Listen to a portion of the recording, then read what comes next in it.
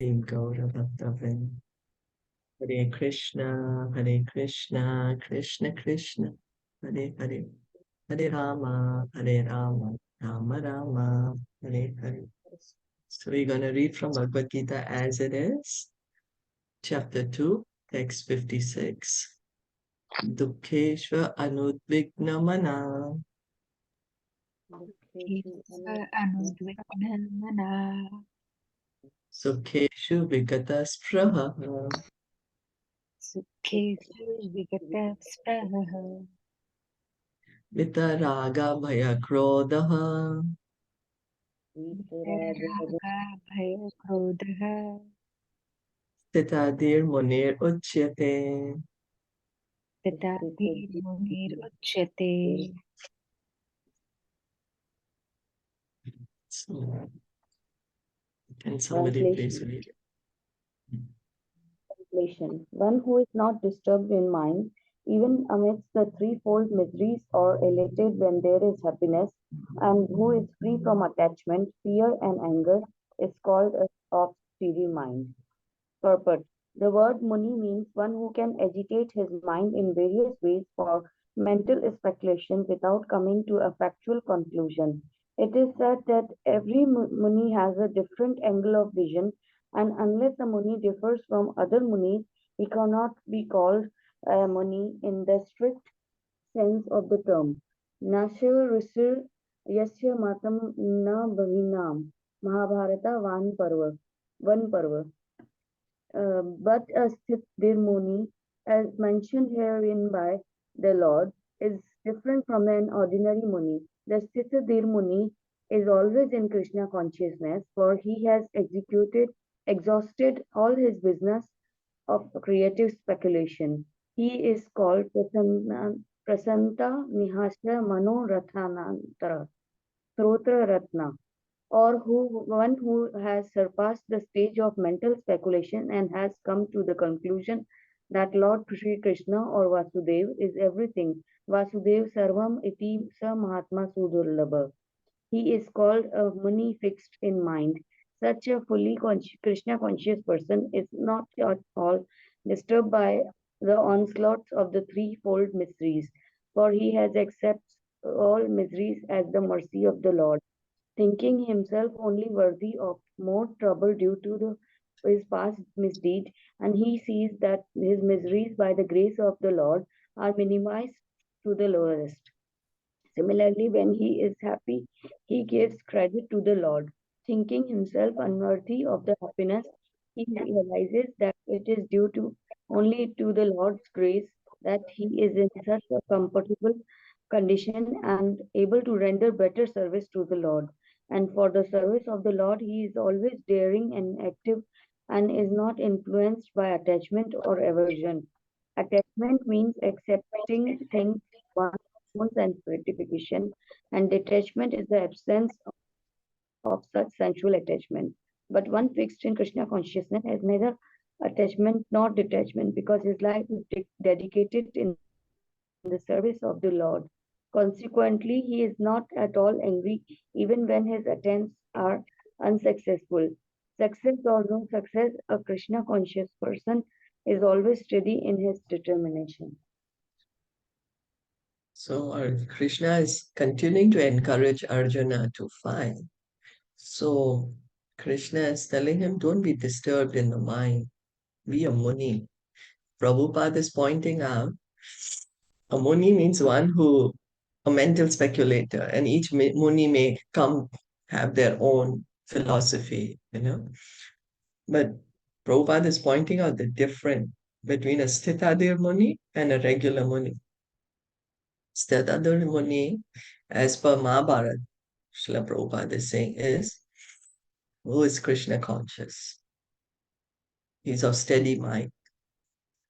Mind doesn't make him lament or it doesn't make him hanker. Our mind usually makes us lament about the past and hanker for the future.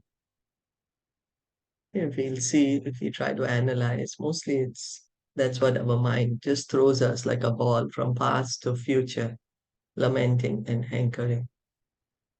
But one who's Krishna conscious, His mind, as Prabhupada is saying, surpassed the stage of mental speculation. This is also of understanding that Supreme Lord Sri Krishna, He is everything.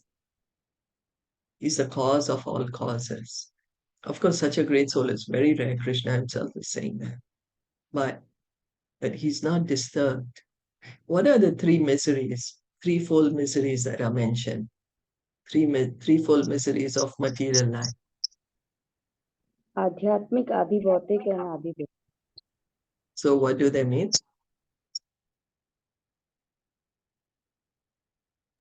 One that is created by the nature, that is adi bhautik. No, sorry, adi devik. That is adi devik, and adhyatmic is the one which we cause to ourselves. The miseries that we cause to our own self, that is adhyatmic, and adi bhautik is one we get from the from other people. That is adi bhautik. Yeah. The, Could be other people or could be other living entities, you know? yeah, Could be people or sometimes it could be like mosquito, like pests or any other living entity. yeah, And adhyatmic is caused by our own physical and mental situation, our own body and mind. So each time, each of us has this misery happening. We may be aware of it or we may not be aware of it. But that's the rule of this material world. But a pure devotee, he's not. He's on the transcendental platform. So he's not affected by these three miseries because his consciousness is completely fixed in Krishna. He's understood Krishna as the cause of all causes. Krishna is my best friend.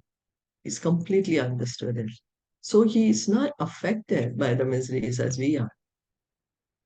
And what is the attitude of a devotee? That he thinks I could have suffered more, but I could have suffered more due to my karma. But it is Lord Krishna's grace that he is giving me just a token of the suffering. He's making me suffer so less. Otherwise, I would have suffered more. And when he's in a good situation, it's a happy time. He says, I don't deserve such happiness, but Krishna is encouraging me by giving me this happiness. And this is the way a devotee thinks. He's completely dependent on the Supreme Lord.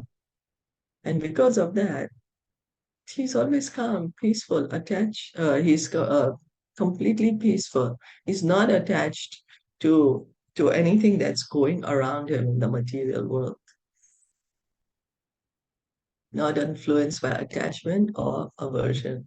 Because he has completely understood that there's nothing of for him, the highest pleasure, he's already realizing the highest pleasure in devotional service. Krishna also says in Bhagavad Gita, chapter 9, Susukham kartam abhyayam, that this devotional service is joyfully performed. So the devotee is already experiencing the joy, experiencing the happiness. So he does not need to indulge in the lower taste of happiness on the material platform. He's already experiencing a higher taste. Like he's already so relishing the kirtans and associating of devotees that he does not like to hear mundane songs anymore. He's relishing the prasad so much that he does not like to eat food not offered to Krishna anymore. He's completely Krishna conscious. Everything he's doing it for the pleasure of Krishna, and he's so happy and blissful in that consciousness. And also, Prabhupada is pointing out here that he works for the satisfaction of Krishna, not to get the result. Because the result is in Krishna's hand. What we can do is just do our endeavor. Krishna also himself said it earlier that don't be attached to the result. You just work for the sake of working.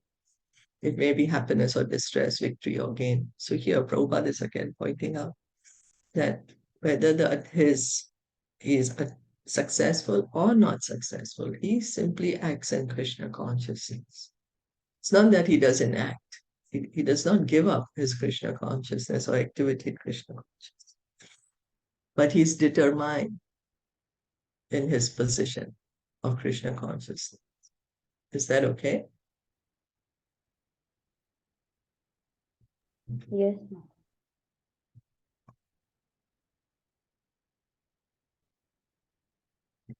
Yes, sarvatra nabhine snehas. Yes, Yes, Sarvatra sir. Neha. Tat tat prapya shubha shubham. Tat prapya shubha Tattatprapya shubham. Subham. Na bhinandati na dveshti. Na abhinandati na dveshti.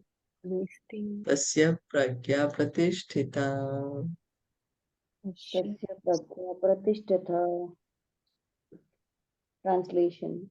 In the material world, one who is unaffected by whatever good or evil he may obtain, neither praising it nor despising it, is firmly fixed in perfect knowledge. Purport.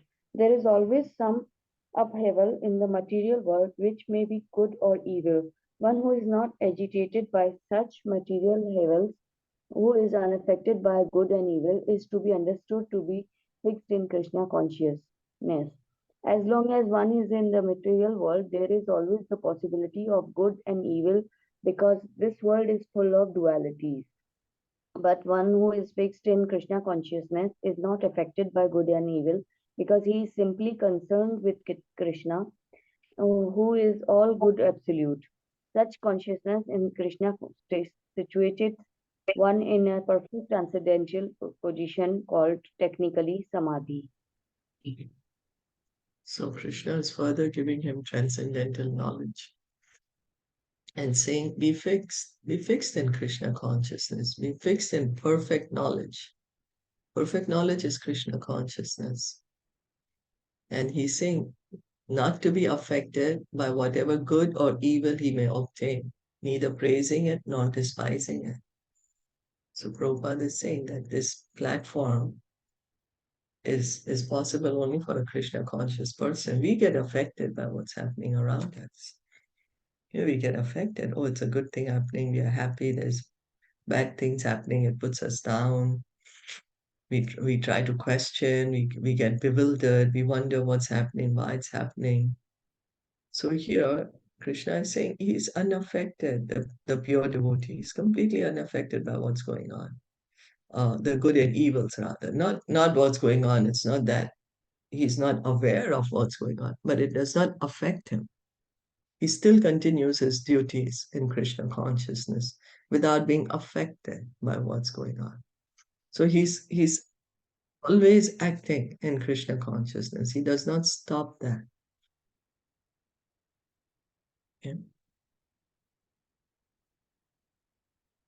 And then Prabhupada is saying that's called samadhi because his mind is fixed on Krishna. His consciousness is fixed on Krishna. So Prabhupada puts it on that's technically samadhi.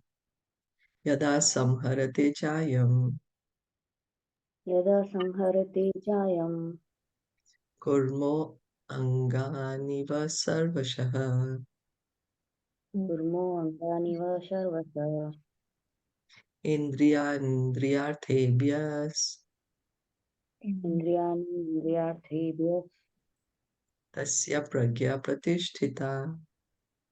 tasya Tasya. pratishthatha. Pratishtham. Translation. One who is able to withdraw his senses from sense objects, as the tortoise draws its limbs within the shell, is firmly fixed in perfect consciousness. Purport.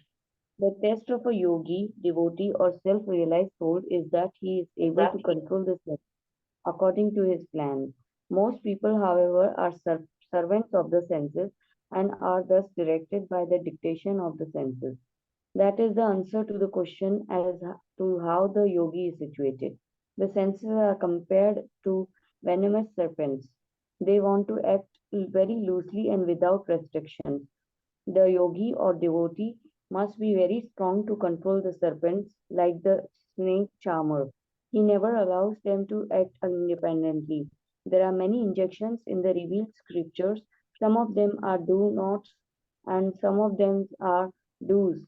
Unless one who is able to follow the do's and the don'ts, restricting oneself from sense enjoyment.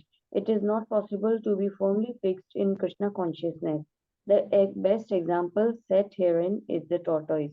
The tortoise can at any moment wind up its senses and exhibit them again at any time for the particular purpose. Similarly, the senses of the Krishna conscious person are used only for the some particular purpose in the service of the Lord and are withdrawn otherwise. Arjuna is being taught here to use his senses for the service of the Lord instead of for his own satisfaction. Keeping the senses always in the service of the Lord is the example set by the analogy of the tortoise who keeps the senses within. So this is a very widely quoted verse. It's quoted a lot. And because Krishna is saying that the devotee, the pure devotee, he uses his senses only in the service of the Lord. And when they are not needed, we have seen a tortoise. When he does not need to use his hands, legs, he can withdraw everything within its shell. And he just remains there within the shell. So here, Krishna is comparing the senses to these limbs of the tortoise and saying the pure devotee is able to just withdraw the senses from the sense objects and just engage them in Krishna's service. Our eyes want to see something, our nose wants to smell something, our ears want to hear something, our tongue wants to taste something. But the pure devotee, he engages all these senses just in the service of the Supreme Lord. We may use our hands and legs to go to something else, but the pure devotee, no, all his senses, he's simply engaging in the service of the Supreme Lord. So, yeah, that's what Prabhupada is saying. Most people, however, are servants of the senses and are thus directed by the dictation of the senses. He's saying the senses, he's also comparing them to venomous serpents. Venomous serpents. Because they, if we don't control them, they can make us do wrong things. So Prabhupada is pointing out the yogi knows how to control these serpents. The yogi, um, all right, somebody else can read. So, and then Prabhupada is pointing out to follow the do's and don'ts, doing whatever is favorable for Krishna consciousness and not doing the activities that are not favorable for Krishna consciousness. That's what, like Rupa Goswami, when we were reading Nectar of Devotion also, all the regulative principles are based on this too. Always remember Krishna, never forget Krishna. So all the do's and don'ts are based in this principle. How can we always remember Krishna and how not to forget Krishna even for a moment? So based on that, there are all the do's and don'ts.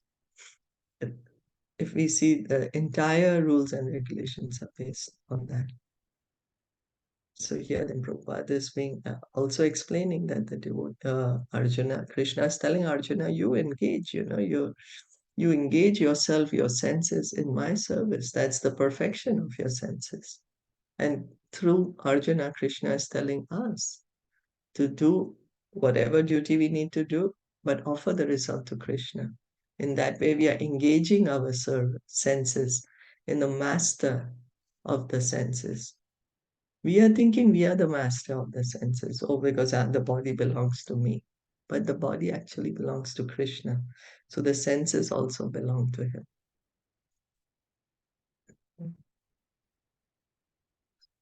59. Vishaya vinivartante विषया विनिवर्तन्ते niraharasya dehinaha निराहारस्य देहिनः rasavarjam rasoapi asya रसवर्ज्यं रसो अपि अस्य param drishtva nivartate. param drishtva nivartate.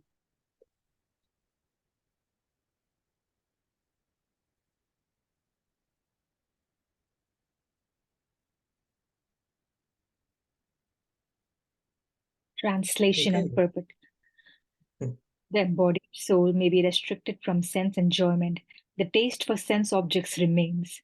But ceasing such engagements by experiencing a higher taste, he is fixed in consciousness. Unless one is transcendentally situated, it is not possible to cease from sense enjoyment. The process of restriction from sense enjoyment by rules and regulations is something like restricting a diseased person from certain types of eatables. The patient, however, neither likes such restrictions nor loses his taste for eatables.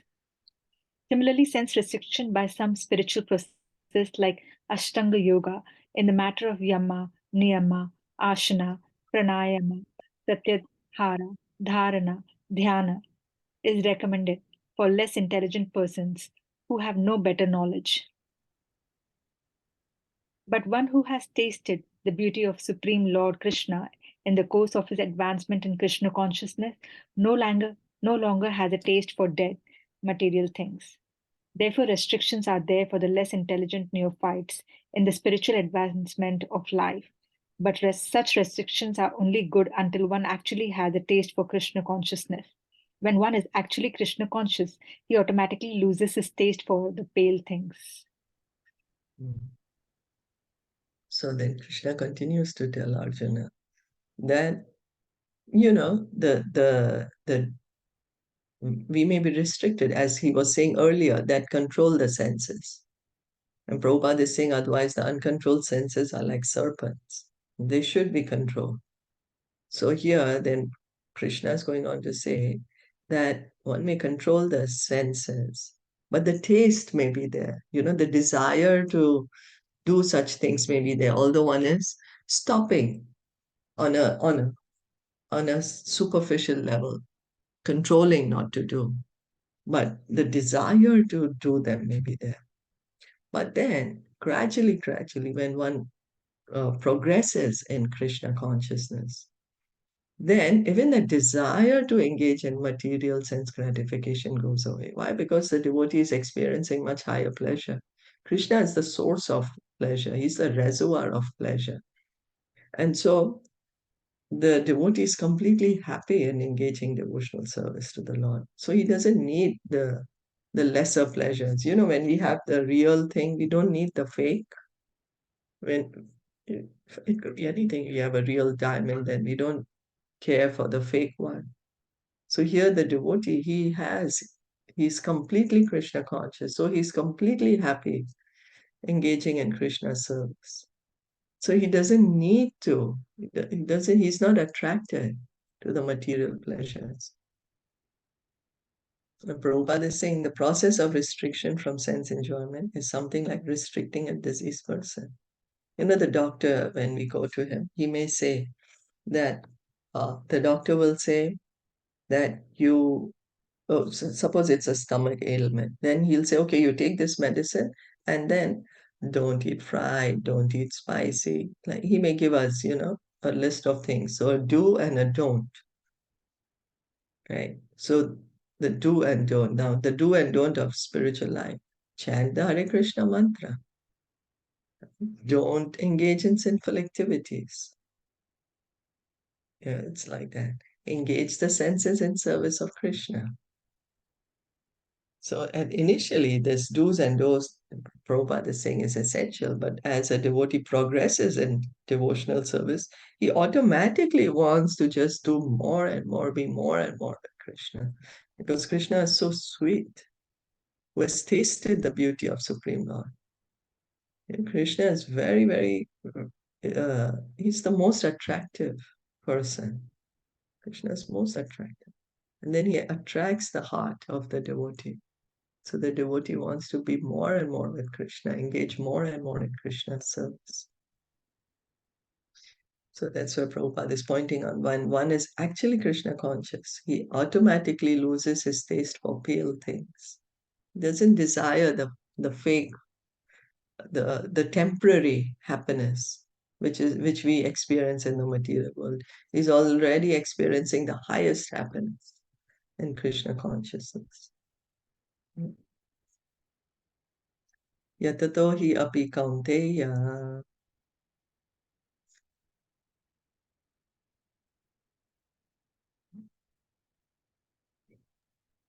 purushasya Yatato hi api kaunte purushasya purushasya vipaschitah vipaschitah indriyani pramathini indriyani pramathini haranti prasabham manaha. haranti prasabham manaha.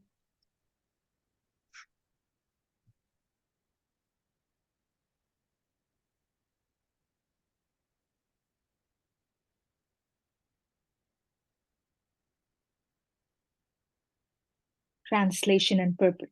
The senses are so strong and impetuous, O Arjuna, and that they forcibly carry away the mind even of a man of discrimination who is endeavoring to control them.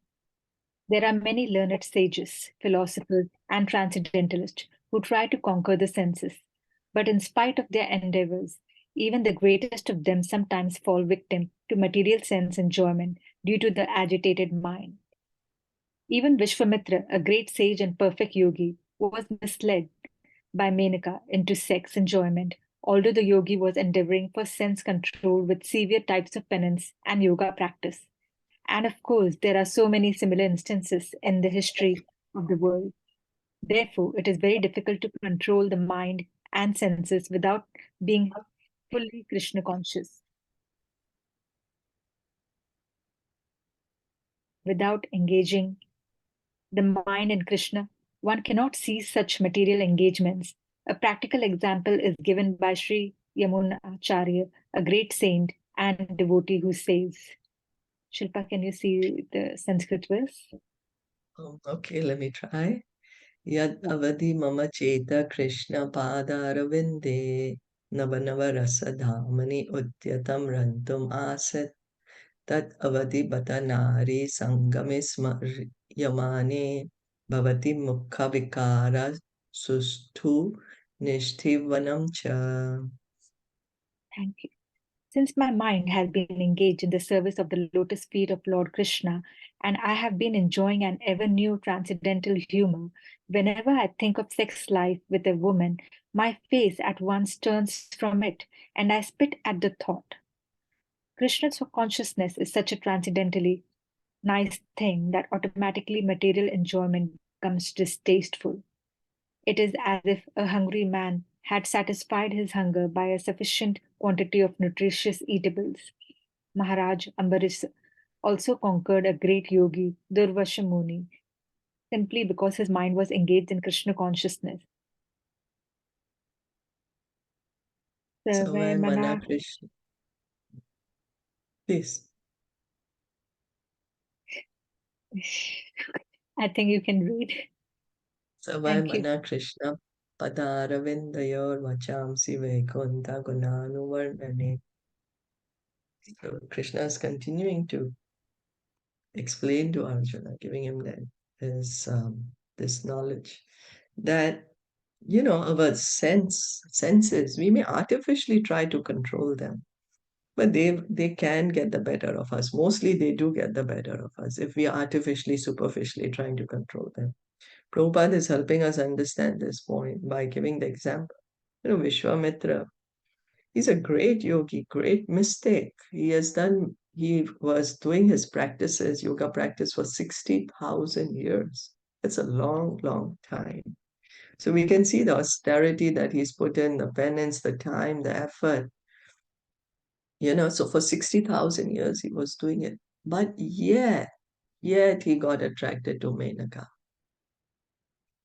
So by yoga practice, uh, one may try to control the senses for a long time, but they will get attached. They will, because attachment is not yet built for Krishna. But whereas in the place of a devotee, we always hear the pastime of Haridas Thakur. Haridas Thakur, a pure devotee of the Lord, and this beautiful young prostitute was coming to him every night. She was coming to him, and she was really um, trying to attract him, trying to get his attention in the dead of the night. But he was so fixed in chanting the Hare Krishna mantra that, in fact, after the third day, she told him, "Can you kindly initiate me into chanting the Hare Krishna mantra?" She became a great Vaishnavi. He was able to transform her.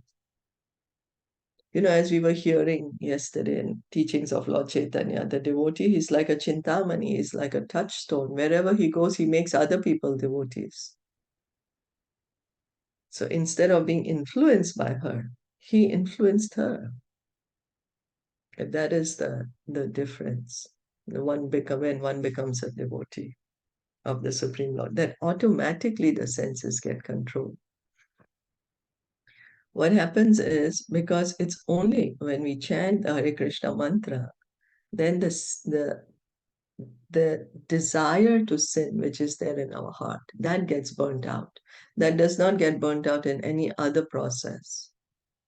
The desire to sin may always remain in the other processes. And so it gets very difficult. And at one point or other, the desire may sprout up.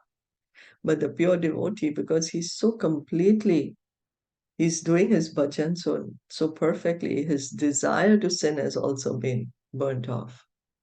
And he's completely happy in Krishna consciousness. Prabhupada is also giving the example of Yamunacharya. Yamunacharya, he's like, he was a great king before. He was a great king, so he had many wives and a lot of opulence. And then he says this verse that ever since I've fixed my mind at the lotus feet of the Lord, ever since I'm engaging in devotional service, he says that the lower material pleasure, it's not attractive to him at all. So we can see by the activities of the devotees, by the words of the devotees, that how pleasing Krishna consciousness is. They're just blissful being in Krishna conscious. And as Krishna himself says, that devotional service is joyfully performed. But we may say, but I'm not feeling that joy. What's wrong? What's happening? But then we have to understand that we have been in the material world for a very, very long time. So our consciousness is contaminated right now. But by engaging in devotional service, by hearing and chanting, we are purifying our consciousness. We are cleaning. And one day everything will happen. It will come. We just continue to hear and chant. As Krishna was saying in the previous verses also, you do your duty. Don't be attached to the success or failure. So we continue doing our duty of hearing and chanting. Yeah, of course, whatever material duty we need to do, we do that for the pleasure of Krishna. Yes. And Prabhupada is saying Maharaj Ambarish, he was a great king. It was not that he gave up his kingly duties and that he's not doing any work. No, he's doing everything. He's completely Krishna conscious. He's doing for the pleasure of Krishna. He engaged his mind in thinking of Krishna. And so then all the senses can be engaged in Krishna's service. The mind is the king of the senses. So Maharaj Ambarish, first he fixed the mind on the lotus feet of Krishna, and then all the other senses. Tani sarvani samyamya. Tani sarvani samyamya. Yukta asita matparaha. Yukta asita Vashehi yasyendriyani. Vashehi yasya indriyani Tasya pragya pratishtita. tasya tasya pratishtha. Translation and purport. One who restrains his senses, keeping them under full control, and fixes his consciousness upon me is known as a man of steady intelligence. That the highest conception of yoga, perfection of Krishna consciousness, is clearly explained in this verse. And unless one is Krishna conscious, it is not at all possible to control the senses. As cited above, the great sage Durvasha Muni picked a quarrel with Maharaj Ambarish, and Durvasha Muni unnecessarily became angry out of pride and therefore could not check his senses. On the other hand, the king, although not as powerful as Yogi, as the sage, but a devotee of the Lord, silently tolerated all the sage's injustice and thereby emerged victorious. The king was able to control his senses because of the following qualifications as mentioned in Srimad Bhagavatam 9:4, 18 to 20. Savemana Krishna Padaravindayor Vachamsi Vaikunta Gunanuvardhane Karo Harir Mandira Marjana Dishu Shrutim Chakarachyuta Satkatho Tage Mukunda Lingalaya Darshane Drishaho Tad Pratyagatra Sparshe Anga Sangamam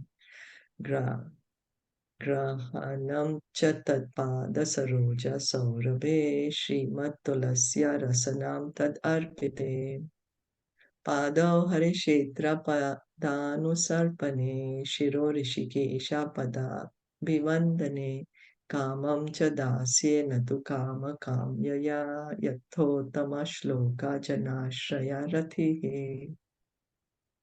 Thank you. King Ambarisa fixed his mind on the lotus feet of Lord Krishna, engaged his words in describing the abode of the Lord, his hands in cleansing the temple of the Lord, his ears in hearing the pastimes of the Lord, his eyes in seeing the form of the Lord, his body in touching the body of the devotee, his nostrils in smelling the flavor of the flowers offered to the lotus feet of the Lord, his tongue in tasting the tulsi leaves offered to him, his legs in traveling to the holy place where his temple is situated, his head in offering obeisances unto the Lord, and his desires in fulfilling the desires of the Lord. And all these qualifications made him fit to become a Matpara devotee of the Lord. The word Matpara is most significant in this connection. How one can become Matpara is described in the life of Maharaj Ambarisha. Srila Baladev Vidyabhusana, a great scholar and acharya in the line of Matpara, remarks Madbhakti Prabhavena Sarvendriya Vijaya Purvika Swatma Drishti Sulabheti Bhava. The senses can be completely controlled only by the strength of devotional service to the Krishna. Also, the example of fire is sometimes given. As a blazing fire burns everything within a room, Lord Vishnu, situated in the heart of the yogi, burns up all kinds of impurities. The Yoga Sutra also prescribes meditation on Vishnu and not meditation on the void. The so called yogis who meditate on something other than Vishnu form simply waste their time in a vain search after some phantasmagoria. We have to be Krishna conscious, devoted to the personality of Godhead. This is the aim of the real yoga. Now, Krishna is saying, control the senses and fix the consciousness on me. And this is a person of steady intelligence, using the intelligence to control the mind. Because the the senses are there, then the mind is higher than the senses. Intelligence is higher, and above that is the soul. So if we let our senses run everywhere, Krishna is saying that we are going to hear that too. So, but the senses are like wild horses, no? Wild horses. We can control them by our mind, by using the intelligence, making the right decisions, and then fixing the consciousness on Krishna. And Prabhupada is helping us understand the position of a devotee. Does anyone know this pastime of Maharaj Ambarish and Durvasa Muni? Yes, Shilpa. Huh? You want to say it? Yeah. like in a quick way. Yeah, once when King Ambrish was fasting for Ekadashi, and the next day at the paran time, he was about to open his fast. But at that time, Durvasa Muni, he came and he came purposefully. And then he said that, okay, I'm going to take bath and later we will open our fast together. But the time was going to open the fast. So someone someone said to King Ambrish that you can at least take some water, a drop of water to open your fast. Because if the time will go, then how can you open your fast? So he was about to take the drop of water, but at that time, King Durvasa Muni came and he saw that you are eating and drinking without me, and that is my insult. And he was cursing him, and at that time he cursed him. And that time King Amrish didn't said anything because he was very his senses were controlled, and he was like he was not answering anything, but then he prayed to Lord Narayana. And then I mean Krishna sent his chakra to give punishment to that Durvasa. And then Durvasa Muni was running, and he was running all the lokas, all the planets here and there, asking for forgiveness. But then Lord Narayana said that I cannot give you the forgiveness. You have to ask to King Ambrish, because you are unnecessarily you are giving him curse which he is not bound to. So this was the story. And am I right? Yes. Yes, thank you. Yeah, so we can see although Durvasa Muni, a great yogi, great mystic, great personality, so many qualifications, yet he was not able to control his anger. Whereas Ambarish Maharaj, he's a pure devotee of the Lord, and he silently bore everything. But because the devotees are very, very dear to the Lord does not tolerate anyone doing anything wrong to the devotees. So Krishna personally intervenes. He sent his Sudarshan Chakra. So the point to understand is that the senses are really very difficult to control. But for a pure devotee, they are automatically controlled because they are engaged in Krishna's service.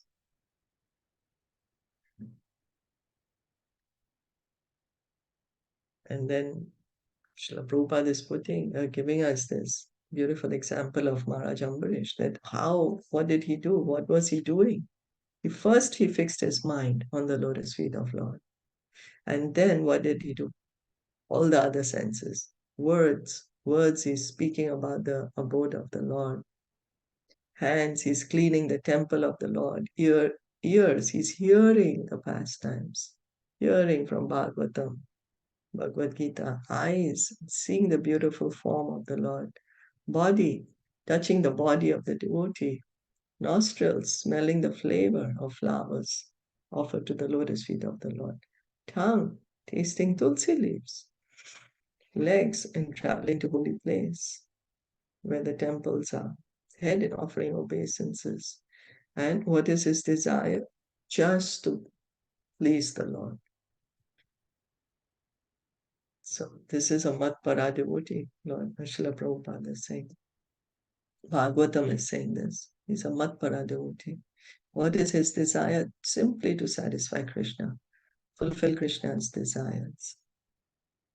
So Bhagavatam is saying he becomes a Matpara devotee. Now Srila Prabhupada is saying, how can one become Matpara? That Matpara means one who is completely engaged, completely Krishna conscious. So Prabhupada is giving the commentary of Baladev Vidyabhushan, that the senses can be completely controlled only by strength of devotional service to Krishna.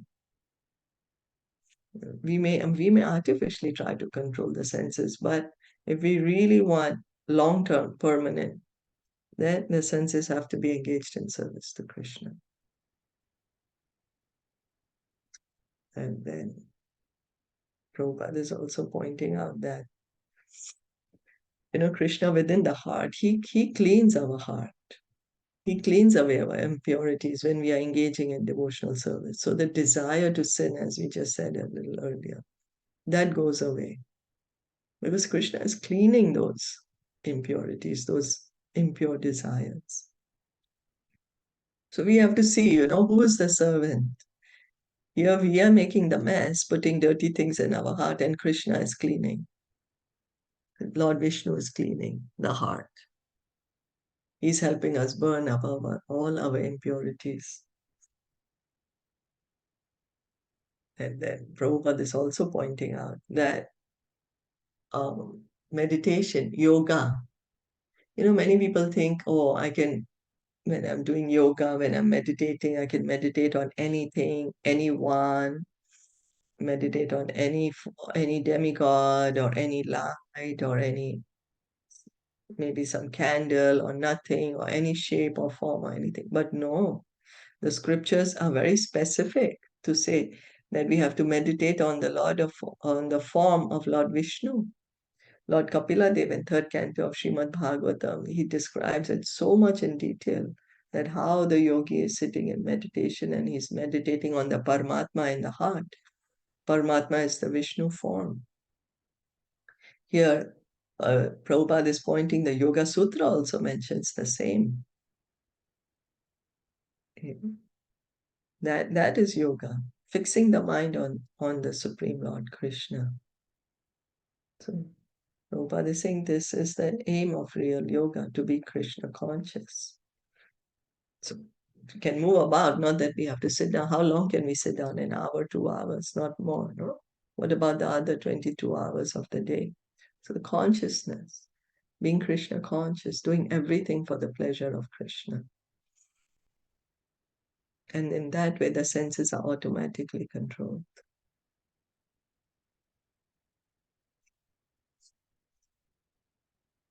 Is that okay? Yes. Should we stop here for today since we are almost and then we could discuss anything if you all have anything to discuss? Any comments? So it's saying like Vaishnav is more in a higher position than Brahmana or yogis who practice yoga, like Yes. Vishwamitra and Maharaj Ambarisa. Maharaj Yes. Vishwamitra was like practicing for so many years, but because he was not uh, Krishna conscious or probably not fixing his mind on Krishna, probably that's why he Yes. lost control on his senses. Whereas Maharaj Ambarisa, even though he wasn't a yogi, but he had control on his senses because he always heard and chant about Lord Yes. Krishna. Yeah. Yes. Thank you. Thank you so much. Yeah. So we are also encouraged to regularly hear and chant, Become Krishna conscious. That's our real consciousness, our pure consciousness. So we'll stop here for today. Srila Prabhupada ki jai, Gaur Bhakta Vrinda ki jai. Thank you so much for listening and joining in today.